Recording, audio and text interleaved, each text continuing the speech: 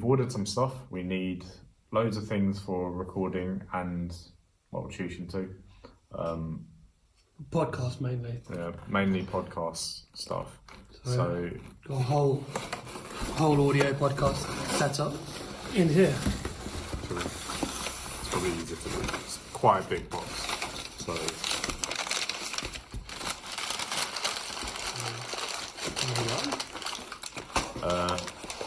Start with the obvious microphone stands and microphones. So these are just the stands. Go on and say the name again. Ahoo. Yeah. So we'll put that together in a second. Apparently they were quite good, like according to reviews. So Yeah. we'll see. We'll find out. So we've got four of everything. So 4 microphone stands, 4 mics. Shall I go into one of those? What was the make of this one? Ultra. Oh, it's a Behringer. Behringer. It's basically like a competitor to the SM58 from Shaw, like the basic microphone you see. But it's everywhere. cheaper. It's cheaper. Yeah. Decent quality. So these are dynamic mics because I know that will probably drop these and so on. I mean, you probably will. Yeah. Condenser mics are quite They pick up on everything. quite weak. Yeah, they break very easily. So that's probably not ideal for us because we're going to be moving our setup around quite a lot. So this setup is designed to be quite portable. Yeah. That's the one problem is we don't have a permanent studio. Yeah. Got more of those. So what's the difference between a dynamic mic and condenser? Well, I don't know about the technical differences, but they condenser picks up on condensers are a lot more sensitive, and a lot of the time singers like to use them in studio environments, so they can capture all the nuances of their sound. We're not really looking for that because we're mainly talking. So also we're in both centres, we're on main road. Both centres have flats above. Yeah. So we don't want to pick up on all of the little sounds going on around us. Yes. That don't need to be in. Mm-hmm. So yeah, XLR cables. Yeah. So we'll need this to attach the mics to the audio interface. This was out of all of these, this was the most expensive thing, but I think it's the thing we should be spending the most money on, really. Yeah. I mean, we did, but I suppose the thing is that one day we might get we can always upgrade parts of our setup. Yeah, we've made it so that it's modular. That's the cable to go from this to the laptop. So yeah, it's like a printer cable, basically.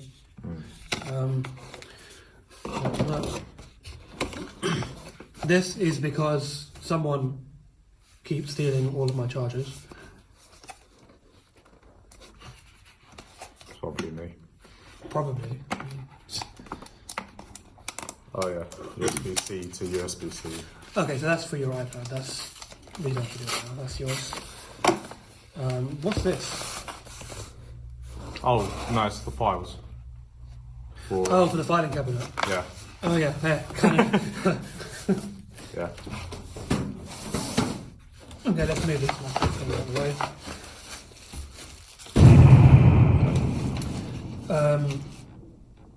So let's go in with one of these. Yeah. Let's try and set it up.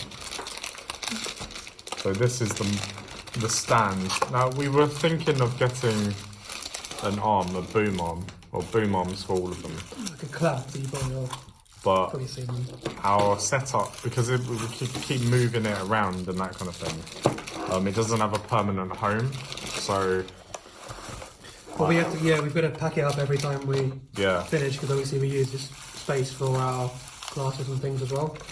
So I thought this might be a better option because we're constantly taking things up and down, and it's probably more durable than an arm. So durability kind of matters in my opinion.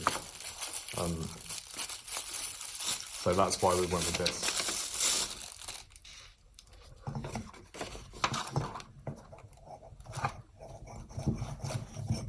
Very straightforward. Yeah. So not very exciting, but necessary part of the setup. Yes, pretty necessary.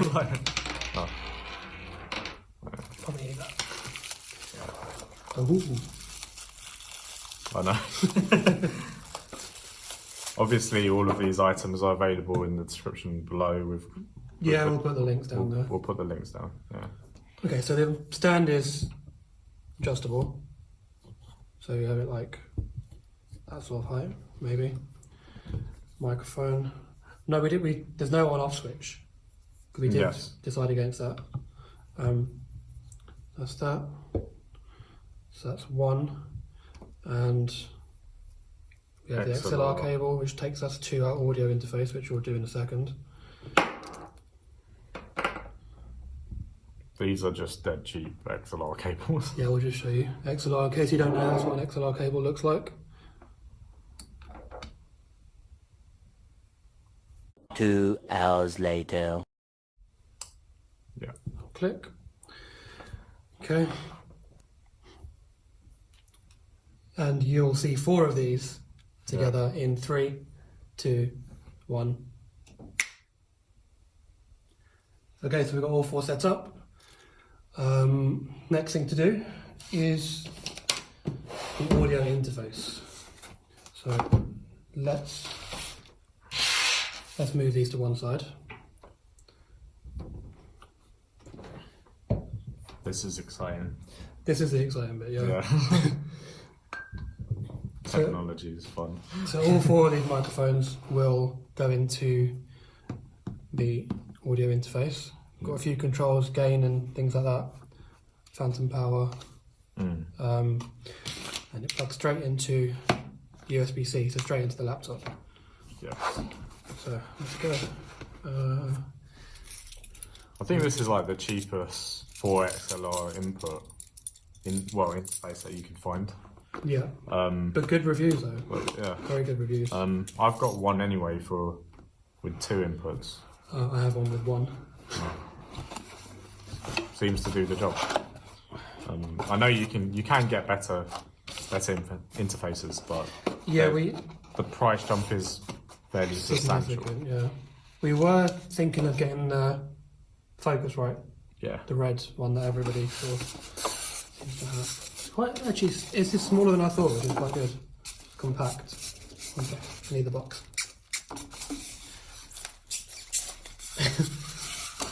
That's the shrimp. And should I close the box?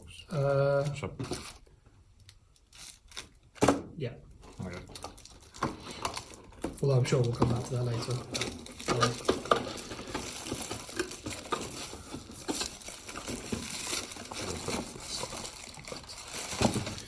Alright. And it's matte black. Always a good thing. So we have 4 inputs from the microphones on the front. Yeah. Yeah. Gains, monitoring on the headphones, and on the back you have power, USB-B to take you to the laptop, phantom power. There's phantom power, right? Yeah. And XLR's out if needed. You've got loads of like these out. Playback, yeah. So there's a lot of And then options you've got there. loads as well. Okay, so let's just plug this in. Yeah. And then you've got the monitoring headphones. It's quite good. Yeah. It came with a USB cable. Basically USB-A. So we bought our own cable. Yeah. To plug into a Mac, which is USB-C, which is that.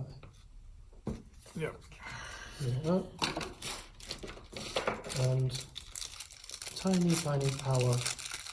This is a brand that I've noticed a lot more. This is the first time I've heard of it. What's it called? U-Green. U-Green. No. Don't know much about it, but it's braided, so I prefer braided cables.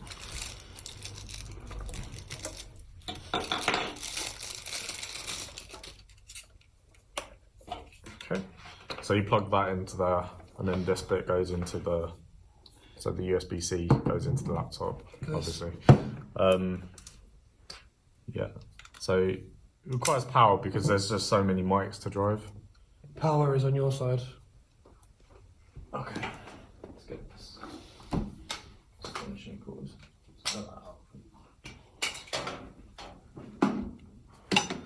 Okay.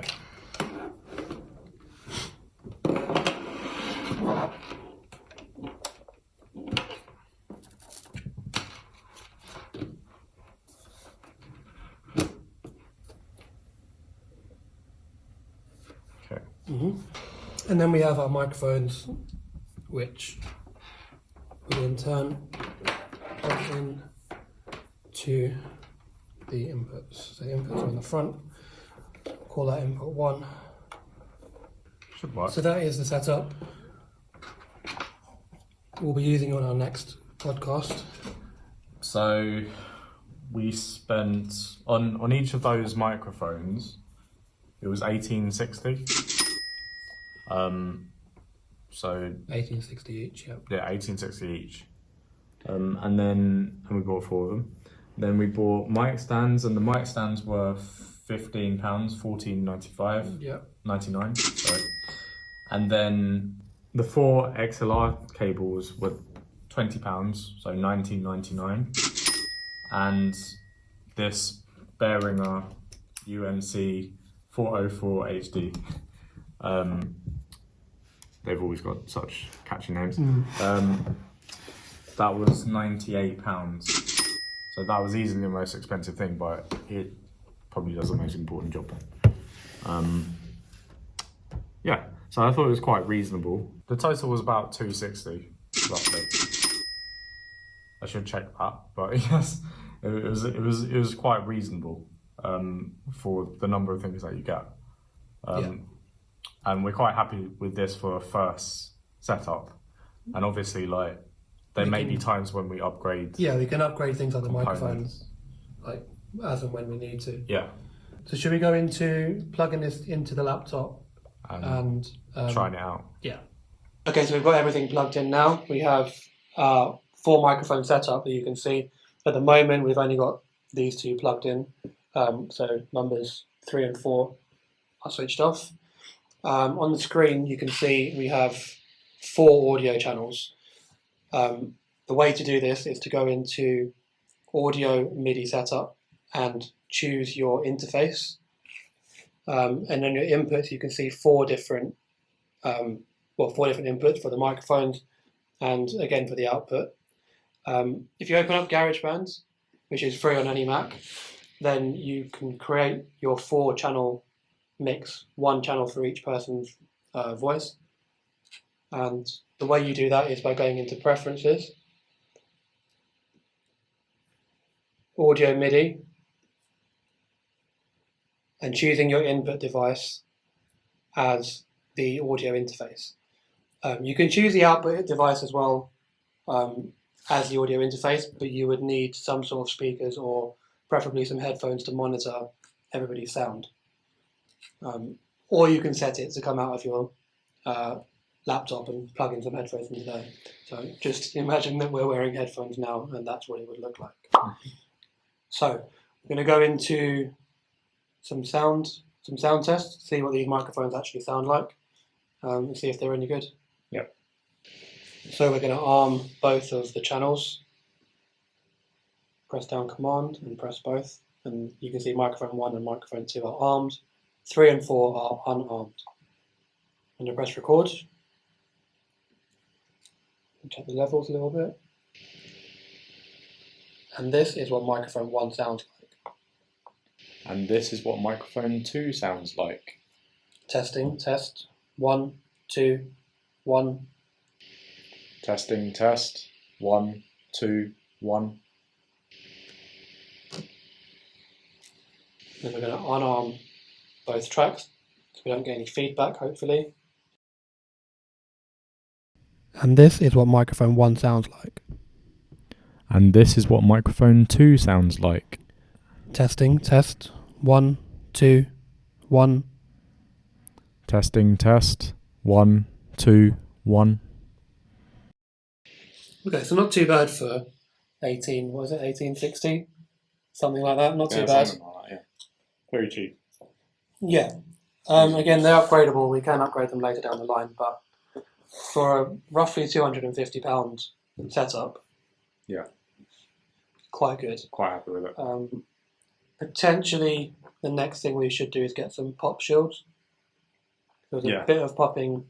So plosives are P's. Yeah, your B's and those. B's. Anything where you're pushing air out. Yeah, that's a plosive. So the pop shields, you've probably seen them. It's like a little circle that goes in front of the microphone. These kind of have one built in a little bit. It's like the mesh, and there's some foam and stuff in there.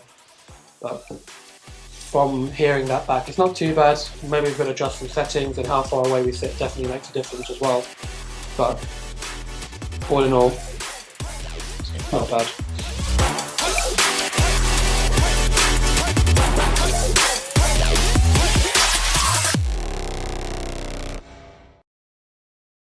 And this is what the microphone will sound like. Should I do that again?